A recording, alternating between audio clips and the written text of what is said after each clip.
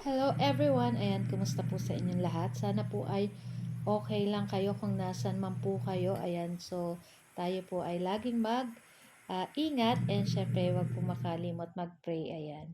So guys, ayan, so for today's video ay tara, samahan niyo po ako magluto nitong ating napakasarap na ulam. Walang iba kundi itong ating adobo sa asin or adobong natural po ang tawag dito sa Bicol. So, syempre gagamit po tayo dyan ng pork. So, masarap po sa adobong ganito is may taba ng baboy. So, syempre maglalagay po tayo dyan ng bawang, paminta, maglalagay rin po tayo ng asin. So, instead po na toyo, asin lang yung ilalagay natin. Yung ganito pong luto ay tumatagal talaga ng matagal kahit hindi nyo po ilagay sa ref. Ayan.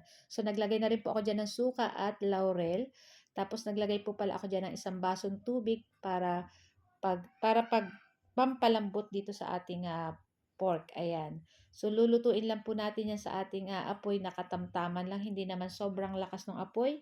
Hindi naman po sobrang hina. Ayan.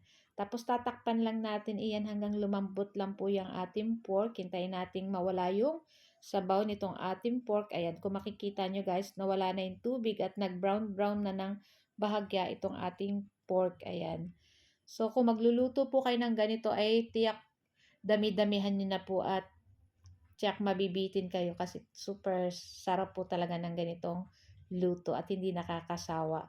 So, yung ganito guys, luto na rin na to. Pero ang gusto natin is yung medyo nag-golden brown pa ng katulad ng ganito. So, palalabasin pa natin ng bahagya yung mga taba nitong ating baboy. Ayan.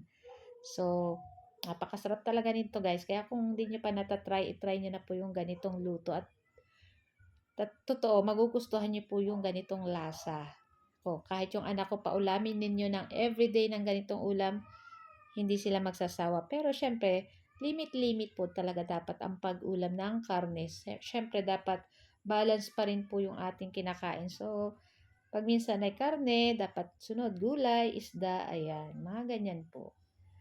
Tapos, ayan, lulutuin lang natin ng ilang minuto pa tong ating adobo sa asin. Ayan. Maya-maya ay okay na rin to guys. Makikita nyo, bumubula-bula na yung mantika nitong ating adobo sa asin. Napakasarap talaga nito guys. Nako. Talagang ilang kanin. Kaya dapat magsasaing kayo ng marami nito. Tiyak na kukulangin ng isang kaldero ninyo. Charot. So, yan na nga at luto na rin to guys. Ayan. Pwede na natin yan i-transfer sa ating plato. At syempre, excited na rin po kaming kumain. Syempre, pag ganito po yung ulam, ay masarap naman po. Wag lang lagi-lagi. Ayan. Paminsan-minsan laang. Ayan.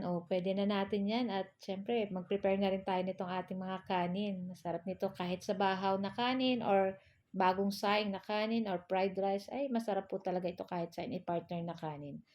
So, ayan na nga guys. Makikita nyo, masarap po talaga sa ganito pag marami ang bawang.